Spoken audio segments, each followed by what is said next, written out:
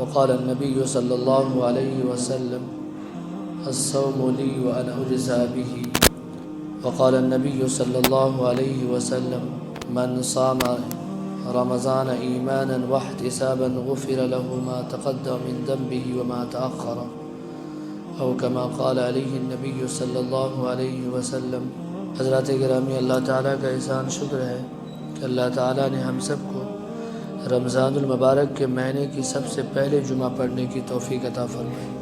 رمضان کا مبارک مہینہ چل رہا ہے اور اللہ تعالیٰ کا اس مہینے کے اندر ہمارے اوپر بے حساب انعام و اکرام اور انعام و احسانات اللہ کی طرف سے عطا کیے جاتے ہیں. جو خوش نصیب بندہ ہوتا ہے، جو اللہ تعالیٰ کا وفادار بندہ ہوتا ہے، وہ اس مہینے میں اللہ تعالیٰ کی عبادت کر کے اللہ تعالیٰ کے احسانات کو، اللہ تعالیٰ کی مہربانی کو، اللہ تعالیٰ کی توفیق کو، اللہ تعالیٰ کی ہدایت کو اپنے جھولی میں سمیٹ لیتا ہے. جو لوگ بدقسمت ہوتے ہیں، بد نصیب انسان ہوتے ہیں، وہ اس مہینے کو پا کر بھی اللہ تعالیٰ کی رحمت کو، اللہ تعالیٰ کی مغفرت کو، اللہ تعالیٰ کی طرف سے جہنم کی آزادی کو حاصل نہیں کر پاتے ہیں. یہ نصیب کی بات ہے، اور نصیب والے وہ ہیں جو اللہ تعالیٰ کہ اس مبارک مہینے میں رمضان کے روزے رکھتے ہیں اور پھر نماز پابندیاں کرتے ہیں اور قرآن کریم کی تلاوتیں کرتے ہیں اور قرآن کریم کی تلاوت کو غور سے سنتے ہیں.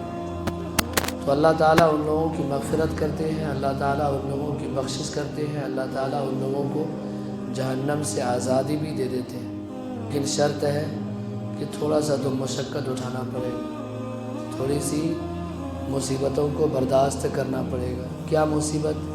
کہ رمضان کا مبارک مہینہ چل رہا ہے، ہم کو روزہ رکھنا ہے.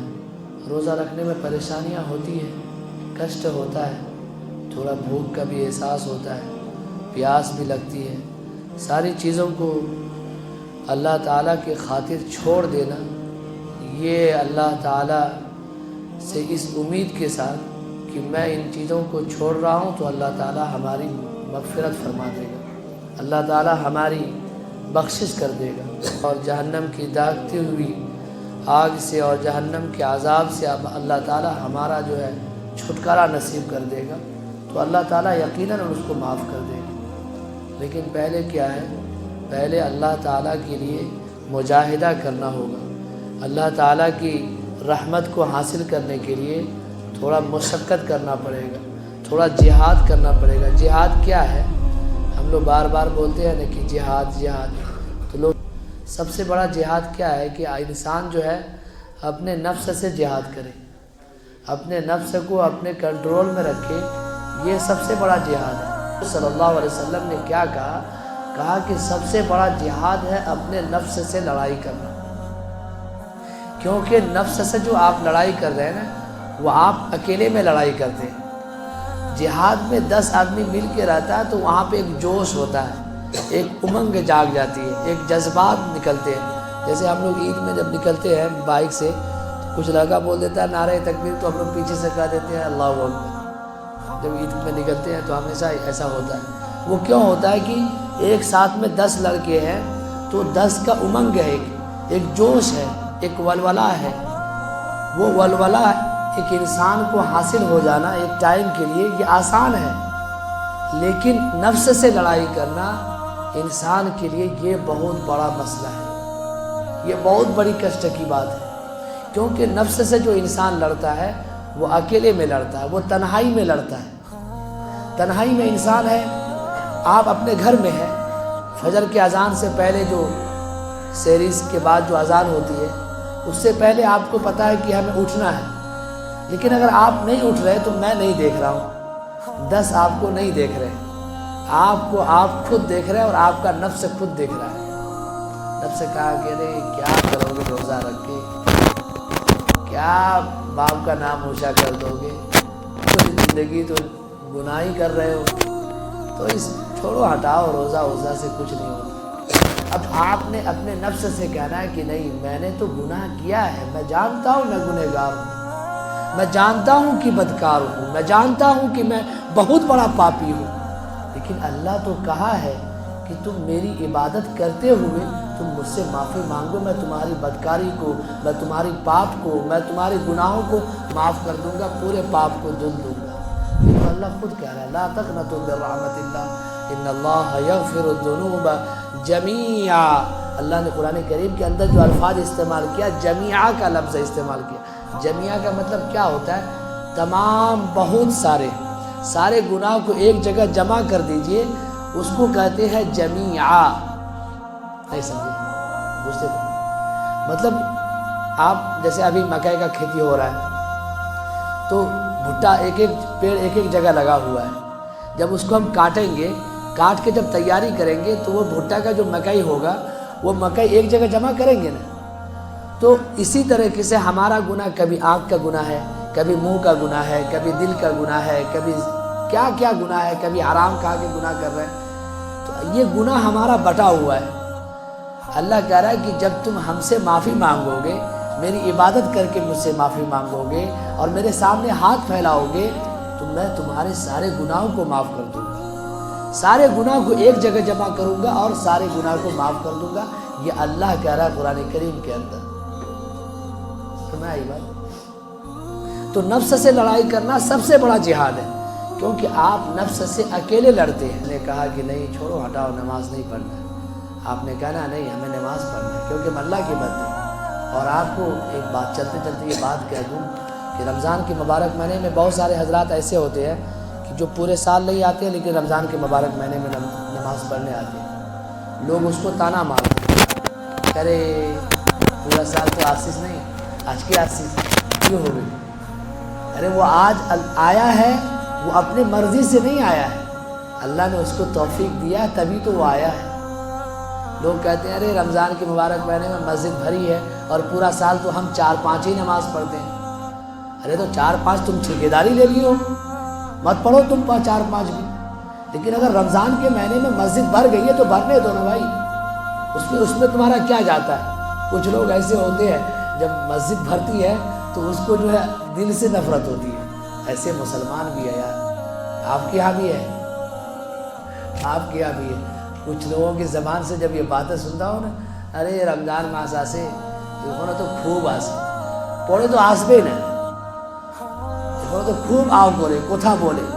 ارے وہ رمضان کے مبارک مہینے میں آ رہا، آنے دو نا بھائی، وہ چلا رہا، چلانے دو نا بھائی، وہ کوتھا بول رہا، بولنے دو نا بھائی، وہ تو آ تو رہا ہے، کم سے کم روزہ تو رکھ رہا ہے، کم سے کم اللہ تعالیٰ اس کی اسی میں مغفرت فرما دے گا، کیا گارنٹی ہے؟ تم نے کسی کی معافی کا ٹھیکیداری تو نہیں لے لیا نا، معافی کی ٹھیکیداری اللہ نے لیا ہے، اللہ نے لے رکھا ہے کہ ہم کس کو معاف کرنا ہے، کس کو نہیں کرنا ہے، تو اللہ کے اوپر چھوڑ دیا کرو، آپ خود حساب کرنے والے نہ بنا کرو۔ بچے آتے ہیں، شور کرتے ہیں، پریشانیاں ہوتی ہیں، تراویح میں پڑھتا ہوں، قرآن میں مجھ کو پڑھنا پڑتا ہے، مجھے پریشان ہوں، لیکن پھر بھی میں کچھ نہیں کہتا ہوں۔ کیوں نہیں کہتا ہوں پتہ ہے؟ کہ یہ بچے اگر آج سے مسجد میں نہیں آئیں گے تو خدا کی قسم جب نوجوان ہو جائیں گے تو مسجد سے اور بھی نہیں آئیں گے، کیونکہ آج کا جو کلچر آ رہا ہے نا، جو فیوچر جو آ رہا ہے، ہمارا مستقبل جو آنے والا جو کل ہے، وہ آج سے برا حال ہے۔ آنے والا جو کل ہے، ہمارا جو مستقبل ہے، جو فیوچر ہے، آج سے اس کا برا فیوچر ہے، وہ اچھا فیوچر نہیں ہے، کیونکہ ٹیکنالوجی نے اس طرح سے انسانوں کو پاگل کر دیا، انسانوں کے اندر برائی اور بے حیائی کو بھر دیا کہ انسان اللہ کی عبادت سے دور ہوتا چلا جائے۔ آج دیکھو مسلمان کا ایک نابالغ بچہ جس کو پیشاب کرنے کا صحیح سے ڈھنگ نہیں ہے، اس کے ہاتھ میں بھی موبائل ہے، اس کے ہاتھ میں بھی اسکرین ٹچ موبائل ہے، وہ دنیا کی ساری چیزوں کو اس میں دیکھتا ہے، برائیوں کو دیکھتا ہے، بے حیائیوں کو دیکھتا ہے، ننگی ننگی لڑکیوں کو دیکھتا ہے۔ کیا وہ دین سے محبت کرے گا؟ یہ یہود و نصارہ کی چال تھی، اور یہ اس نے کہا تھا کہ آنے والے کل میں سارے بچوں مسلمانوں کو دین سے دور کرنے کی پلاننگ کروں گا، اور وہ پلاننگ میں وہ سکسیسفل ہو گیا، وہ کامیاب ہو گیا، وہ خوشیاں منا رہا ہے۔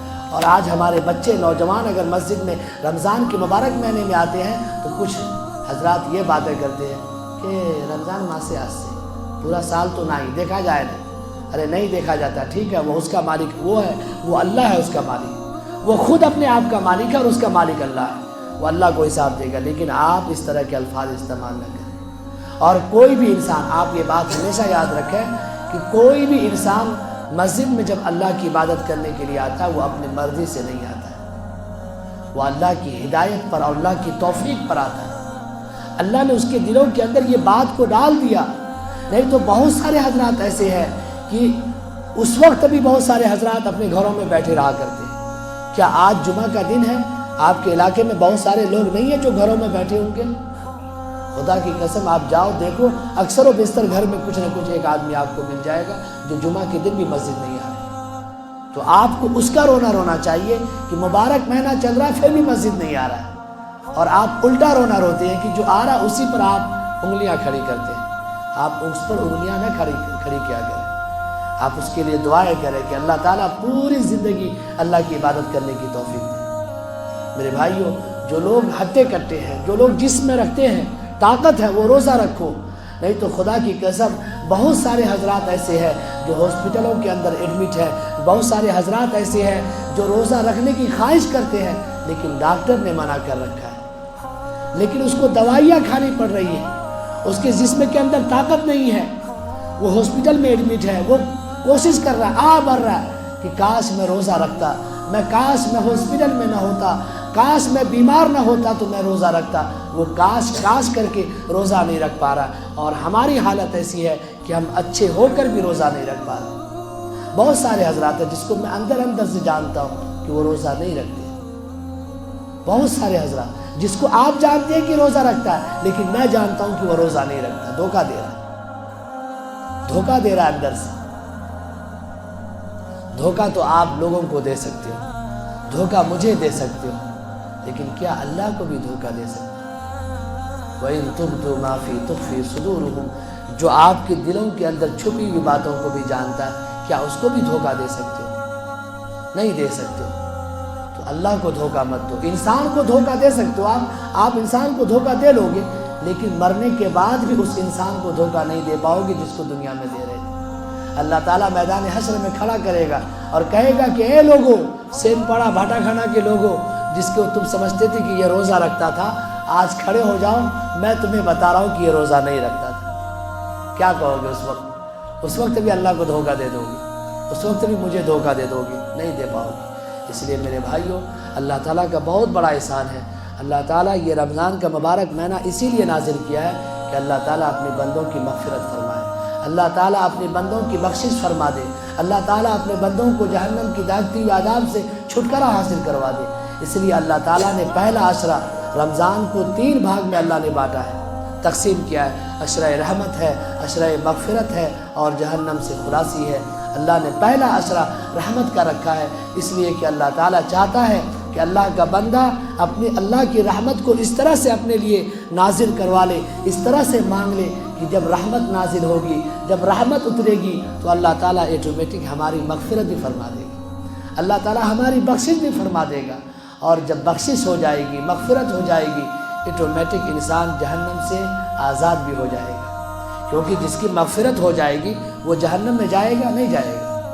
یہ اللہ کا دیکھیے کیا اللہ کی محبت اپنے بندوں سے ہے کہ اللہ دیکھیے کس طرح سے بہانہ ڈھونڈ رہا ہے کہ اے میرے بندو، تم مجھ سے رحمت طلب کرو، مجھ سے رحمت مانگو، رحمت کی درخواست لگاؤ، اور جب میری رحمت نازل ہو گئی، میری رحمت اتر گئی تو میں تمہاری مغفرت بھی کروں گا، میں تمہیں جہنم سے آزاد بھی کروں گا۔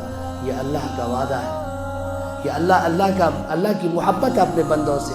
اگر اللہ چاہتا تو پہلا عشرہ جہنم سے آزادی کا رکھتا، پہلا عشرہ مغفرت کا رکھتا، لیکن اللہ نے پہلا عشرہ رحمت کا رکھا، اسی وجہ سے کہ اللہ تعالیٰ چاہتا ہے کہ میرا بندہ مجھ سے رحمت کو طلب کرے، میری رحمت اترے گی۔